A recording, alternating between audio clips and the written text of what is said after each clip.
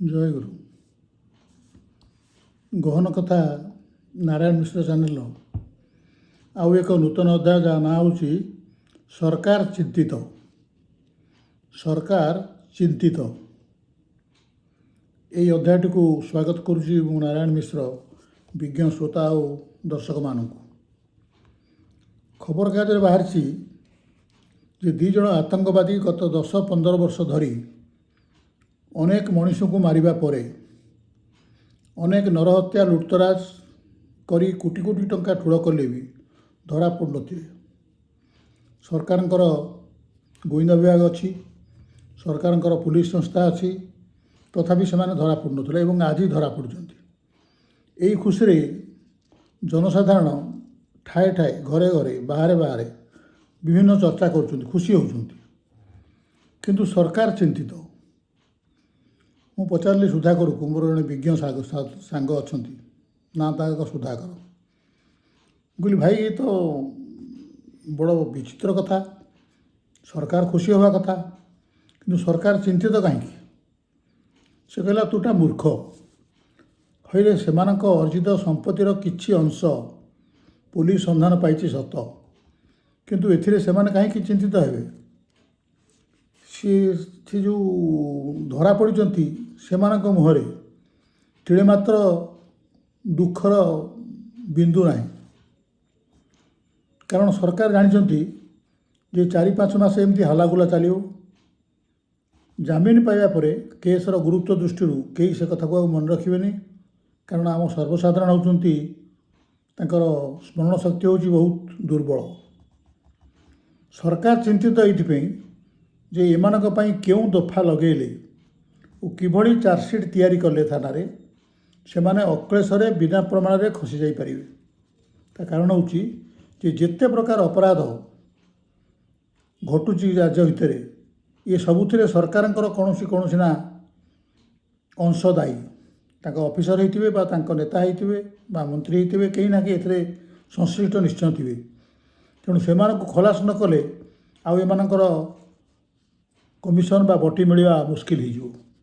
ତେଣୁ ସରକାର ଚିନ୍ତିତ ଯେ କିଭଳି ଗୃହ ବିଭାଗର ବରିଷ୍ଠ କର୍ମକର୍ତ୍ତାକୁ ନେଇ ରାତିଦିନ ବସି କେମିତି FIR ଦିଆଯିବ, କେଉଁ କେଉଁ ଦଫା ଲଗାଯିବ, ଏହି ଅପରାଧୀମାନେ କେମିତି ନିର୍ଦ୍ଦୋଷରେ ଖଲାସ ହେବେ।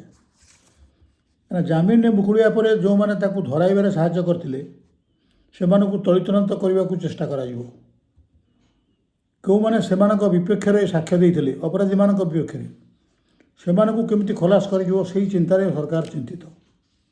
ତେଣୁ ତୁ ଯେଉଁ ଭାବୁଛୁ ଯେ ସରକାର ଜନସାଧାରଣଙ୍କ ସୁରକ୍ଷା ପାଇଁ ଚିନ୍ତିତ, ସେଟା ପୁରା ଭୁଲ। ସରକାର ସେ 2 ଜଣ ଏବଂ ତାଙ୍କ ସହ ପ୍ରତ୍ୟକ୍ଷ ବା ପରୋକ୍ଷରେ ସରକାରୀ କର୍ମଚାରୀ ଓ ନେତାମାନଙ୍କୁ ଚିହ୍ନା ନ ପକାଇ ପୁରା ଧୁଆମୂଳା ତାଙ୍କୁ ସବୁ କରାଯିବ, ସେହି ପଦ୍ଧତି ଚିନ୍ତାରେ ସରକାର ଚିନ୍ତିତ ଅଛନ୍ତି। ଇଏ ହେଲା ଗୋଟିଏ ଘଟଣା, ଖବର।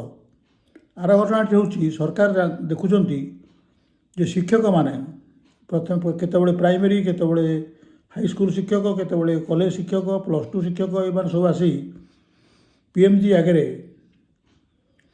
ଧାରଣା ଦେଉଛନ୍ତି। ଶହ ଶହ ସଂଖ୍ୟାରେ, ଜଣେ 2 ଜଣ ନୁହନ୍ତି। ଖରା ବର୍ଷାରେ ବସୁଛନ୍ତି, ଶୀତରେ ବସୁଛନ୍ତି, ଅନେକ ଦିନ ଧରି ବସୁଛନ୍ତି।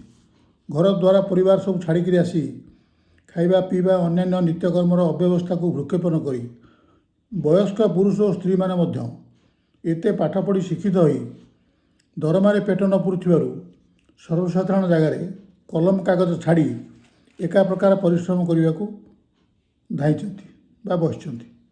କାହିଁକି ନା ସେମାନଙ୍କର ଦରକାର ଏକା ଦରମା, ଏକା ପ୍ରକାର ପରିଶ୍ରମ, ଏକା ପ୍ରକାର ଦରମା। ଏଠି ଆମର ବହୁ ପ୍ରକାର ଶିକ୍ଷକମାନଙ୍କ ଭିତରେ ବହୁ ପ୍ରକାର ଚାକିରି ଅଛି। UGC ସ୍କେଲ୍, ସରକାରୀ ସ୍କେଲ୍, ତାପରେ 2/3 ଅନୁଦାନ, ପୁରା ଅନୁଦାନ, ତାପରେ କଣ୍ଟ୍ରାକ୍ଚୁଆଲ, ବିଭିନ୍ନ ପ୍ରକାର ଶିକ୍ଷକ ଅଛନ୍ତି।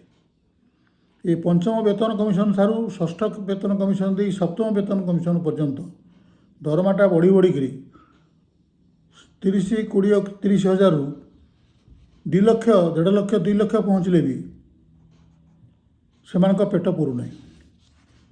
ଅଥଚ 5,000 3,000 10,000 କାମ କରୁଥିବା ପ୍ରାଇଭେଟ୍ କମ୍ପାନୀରେ ତାଙ୍କରି ଭଳି ଶିକ୍ଷିତ ହୋଇଥିବା ଲୋକ କିଭଳି ଚଳୁଥିବେ ସେ କଥା ତାଙ୍କର ଚିନ୍ତା ନାହିଁ, ସରକାରଙ୍କର ବି ଚିନ୍ତା ନାହିଁ। ତେଣୁ ଏଇ ଯେଉଁ ବସିଛନ୍ତି ସମସ୍ତେ ତାଙ୍କ ପାଇଁ ମିଡ଼ିଆ ହାଲାଗୁଲା କରୁଛି, ବିରୋଧୀ ପାର୍ଟିମାନେ ହାଲାଗୁଲା କରୁଛନ୍ତି, ତାଙ୍କ ସହିତ ଫଟୋ ଉଠାଉଛନ୍ତି ଯେ ସରକାର ତାଙ୍କ କଥା ଶୁଣୁନାହାନ୍ତି। ତେଣୁ ସରକାର ବର୍ତ୍ତମାନ ଚିନ୍ତିତ ଯେ ସେମାନଙ୍କ କଥା କେମିତି ବୁଝାଯିବ। ପ୍ରକୃତରେ ସରକାର ସେମାନଙ୍କ ପାଇଁ ଚିନ୍ତିତ ନୁହନ୍ତି, ସରକାର ସେମାନଙ୍କ ପାଇଁ ଦରମା କେତେ ଦିଆଯିବ ସେ କଥା ପାଇଁ ଚିନ୍ତା କରୁନାହାନ୍ତି।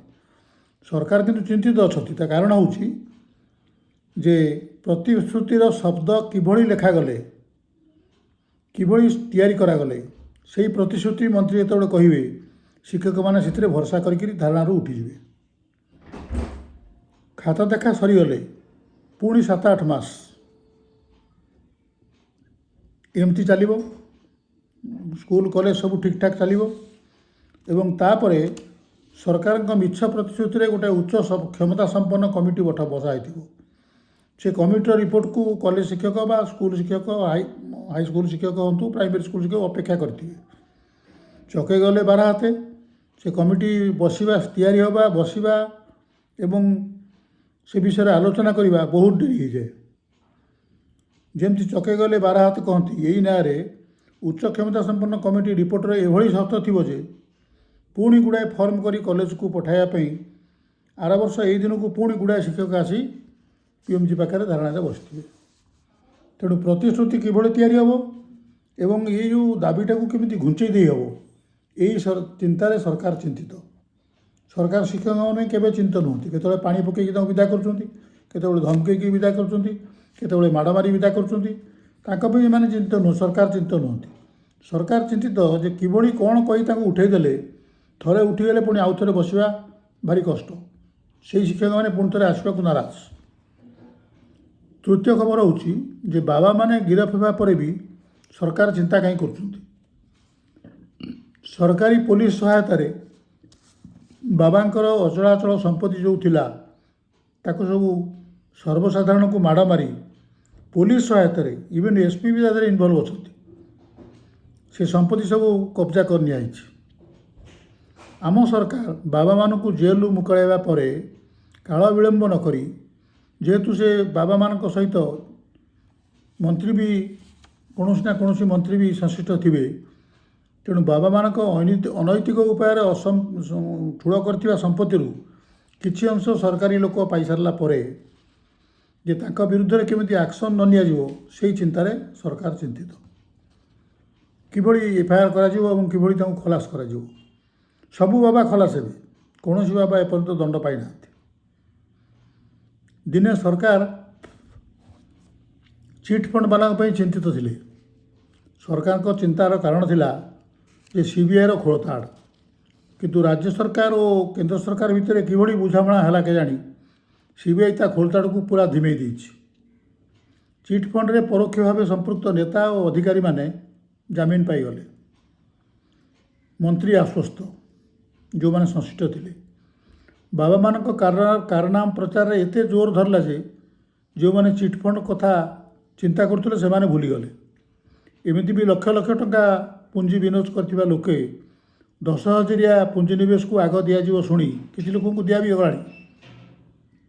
ସେମାନେ ଖୁସି ହୋଇଗଲେ। ବାବାମାନେ ଯେଉଁ ଗିରଫ ହୋଇଥିଲେ ସେମାନେ ଜାମିନ ପାଇଗଲେ। କିନ୍ତୁ ଯେଉଁମାନେ ଏଥିରେ ସଂଶ୍ଳିଷ୍ଟ ଥିଲେ ସେ ସମସ୍ତେ ବର୍ତ୍ତମାନ ଖଲାସ। ଆଉ ଗୋଟିଏ ଖବର ହେଲା ଯେ ସଦ୍ୟ ଧରା ହୋଇଥିବା 2 ଆତଙ୍କବାଦୀଙ୍କ କାଣ୍ଡ କାରଖାନା ଓ ଶିକ୍ଷକ ପୋଲିସ ଧସ୍ତାଧସ୍ତି ଚିତ୍ର ସମସ୍ତଙ୍କୁ ଟିଭିରେ ଦେଖାଗଲା। ଲୋକଙ୍କର ଏତାଦୃଶ ଦୁର୍ବଳ ସ୍ମରଣଶକ୍ତି ବିଷୟରେ ସରକାର ଆଗରୁ ଜାଣିଛନ୍ତି। ତଥାପି ସରକାର ଚିନ୍ତିତ, କାରଣ ପ୍ରତି ମାସରେ ନୂଆ ନୂଆ ସ୍କାମ୍ ଲୋକଲୋଚନକୁ ଆସୁଛି ଏବଂ ପୁରୁଣା କଥା ଲୋକ ଭୁଲିକିରି ନୂଆ କଥାଟାକୁ ଦେଖିକିରି ବେଶ ଖୁସି ହେଉଛନ୍ତି। ସରକାରଙ୍କ ବୟାନ ଏଇ ଯେ ଲୋକମାନେ ଆଇନକୁ ହାତକୁ ନିଅନ୍ତୁ ନାହିଁ। ଚିଟ୍ଫଣ୍ଡ ବାଲା ହୁଅନ୍ତୁ, ବାବା ହୁଅନ୍ତୁ, ସେମାନଙ୍କୁ କେମିତି ଲୋକମାନଙ୍କ ହାତରେ ନ ଦିଆଯିବ ସେହି ଚିନ୍ତାରେ ସରକାର ଚିନ୍ତିତ। ସାଙ୍ଗେ ସାଙ୍ଗେ ପୋଲିସ ଫୋର୍ସ ଲଗେଇ ହେଉ ବା ଯେକୌଣସି ପ୍ରକାରେ ଅପରାଧୀମାନଙ୍କୁ ଖଲାସ କରିଦେବା ପାଇଁ ଚେଷ୍ଟା କରିବା ହେଉଛି ସରକାରଙ୍କର ପ୍ରଥମ ପ୍ରାଥମିକତା। ତେଣୁ ସରକାର ତାଙ୍କ ପୋଲିସ ବାହିନୀ ଓ ଭିଜିଲାନ୍ସ ବିଭାଗ ଜରିଆରେ ବିଭିନ୍ନ ଅପରାଧୀଙ୍କୁ ନିଜ ତତ୍ତ୍ୱାବଧାନକୁ ଆଣି संपूर्ण सुरक्षा बल भितर रखुଛନ୍ତି। ये जो गायब होउଛନ୍ତି हम शुणुचु अपराधी गायब हो गले, से गायब होना से सरकार थिबा लोक मानक घरे अछंती जोटिकी पुलिस पशिब नहीं। तेणु दुर्दांत मानक किपरि संपूर्ण निर्दोष करी खलास करा जिवो से चिंतार सरकार सबुले चिंतित। किछि दिन तले आपण मन पकातु रुषिया रे 2 जण अपमिश्रणकारी को फांसी दंड खबर बाहर थिला, कारण से माने अपमिश्रण करी समाज को ठकुले। यही गणहत्या सह समान यह एक गणहत्या सह समान कही रुषिया सरकार से सर्वसम्मुख में फांसी देदेले। फलस्वरूप कहीं अपमिश्रण कार्य करने को चिंता भी कलेनी। एटी आम देश भी थरे यदि दंड मिलवा आरंभ हो जाता ताहले अपमिश्रण, लुटतराज, लुंठन, अपहरण, नरहत्या और जो सेक्स रैकेट ये सब बंद हो जाता। किंतु दंड सेति बेले मिलिबो जितेबेले कि नियम से भली करा जिवो।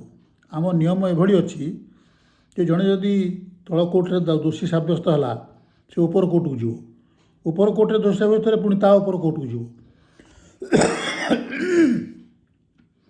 यही जाऊ जाऊ कौन ना कौन कोर्ट बेलू साक्षी नथिबे, साक्षी की मरा सारी साक्षी मरी जाइए, जहाँ भी हेले निर्दोष से माने खलास हो। तेणु दंड मिलवाटा जेपर्यंत आम आईन रे नई आमर विचार गुण है जे 100 अपराधी पछके खसी जातु किंतु जड़े निर्दोष दंड न पाऊ। यही आईन की धरी सबू निर्दोष सबू दोषी निर्दोष हो। तेणु एठी साप को क्षीर पिया आप जानते केतेक लोक साप को भी क्षीर पुआते। तेणु यही जो प्रकार जिनस चली अपराधी कमिबे कहीं। सेक्स रैकेटर जी महुमाछी सी कौन ना कौन मंत्री वायु छाया तले अच्छी। बाबा मान कथा जी बुझुला, जी प्रोत्साहन दौला, पाचेरी करदेला, घर करदेला, मंदिर करदेला, सब प्रकार सुविधा करदेला, स्विमिंग पूल भी करदेला। सी किए सी हूँ पछरे जड़े मंत्री बा जड़े सरकारी लोक। तेणु सबू जिते प्रकार अपराध घटुची से घड़ीके बंद हो जदि प्रकृत दंड मिलवा आरंभ हो। लोके भी कहते जे इंग्रेज मान समय शांति श्रृंखला भल थिला। भल माने कौन से दंडटी कठोर थिला। तेणु जहाँ द्वारा विभिन्न कर सरकार हेफाजत में कलेक्शन करा से माने हेले अपराधी। जहाँ ठू कलेक्शन कराउछि से माने खुशी होती प्रथमे संवाद टी पढ़ी जे दोषी धराला, गिरफ है, जमीन मिलूना, 2-3 थर जमीन पे आप्लाय कले मिलूना। किंतु सरकार को चिंता जीव से जितेबले से जमीन पाइबे एवं एभली एफआईआर करमती से खलास हे।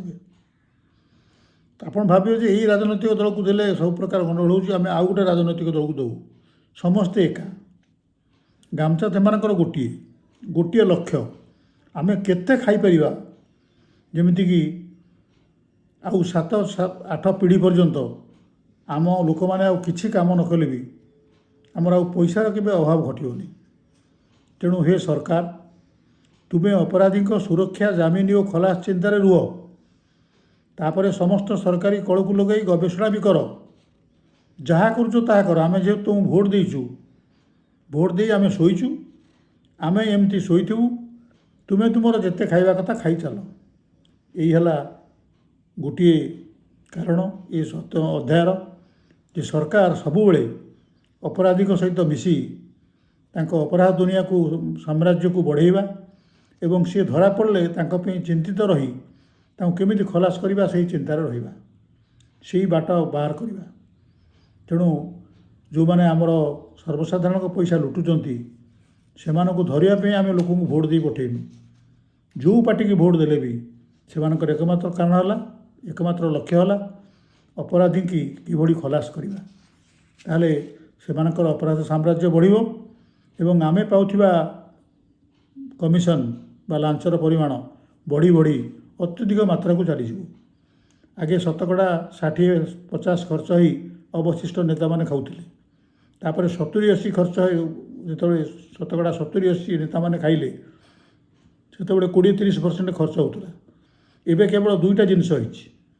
90% ଖର୍ଚ୍ଚ ମାନେ 90% ବଟି ବଣ୍ଟାଯିବ। ଯେଉଁ ଯୋଜନା ହେବ 100 କୋଟିର ସେଥିରୁ 90 କୋଟି ବଣ୍ଟା ହେଇଯିବ ମନ୍ତ୍ରୀ ପର୍ଯ୍ୟନ୍ତ, ସଭା ତଳ ଲେବୁଲ୍ ଆରମ୍ଭ କରି କଣ୍ଟ୍ରାକ୍ଟର ଠାରୁ ମନ୍ତ୍ରୀ ପର୍ଯ୍ୟନ୍ତ ବଣ୍ଟା ହେଇଯିବ। ଆଉ ଯେଉଁ 10%ର କାମ ହେବ ସେଇଟା ଏଭଳି ଦିଆହେବ ଯେ ଆଇଦର ହୁଏତ କଣ୍ଟ୍ରାକ୍ଟର କାମ ଛାଡ଼ି ପଳାଇବ, ନହେଲେ ସିଏ ଆଉ କେବେ ଏଭଳି କାମ ନେବ ନାହିଁ। କାରଣ ତା ପାଇଁ ରହୁଛି 10%। ସେଥିରୁ ଗାଁ ଗଣ୍ଡାରେ ଯେଉଁମାନେ ଥିବେ ଦାଦା ସବୁ ସେମାନେ ବି ବଟି ନେବେ।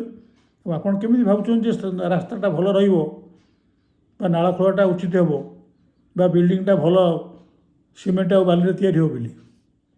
ତେଣୁ ଏ ଖରାପ ହେବାଟା ଯେଉଁମାନଙ୍କ ଦ୍ୱାରା ଭୋଟ୍ ପାଇକରି ସରକାର ଆସିଛନ୍ତି ସେମାନଙ୍କୁ ନିର୍ଯାତିତ କରିବା ସମାଜର କାମ ଏବଂ ସରକାରଙ୍କ ବି କାମ। ଯେଉଁଠି ସେମାନେ ନିର୍ଯାତିତ ହେବେ ସେଠି ତାଙ୍କୁ ଖଲାସ କରିବା ବା ଦୋଷମୁକ୍ତ କରିବା ଚିନ୍ତାରେ ସରକାର ସବୁବେଳେ ଚିନ୍ତିତ। ଭାବୁଛି ଅଧ୍ୟାୟଟି ଭଲ ଲାଗିଲେ ଆପଣ ନିଶ୍ଚୟ ଲାଇକ୍ କରିବେ, ୟାକୁ ସେୟାର କରିବେ ସାଙ୍ଗମାନଙ୍କ ସହିତ, ଏବଂ ଚ୍ୟାନେଲ୍ ଗହନ କଥା ନାରାୟଣ ମିଶ୍ର ଚ୍ୟାନେଲ୍ଟିକି ସବସ୍କ୍ରାଇବ୍ କରିବାକୁ ଭୁଲିବେନି। ରହୁଛି, ନମସ୍କାର।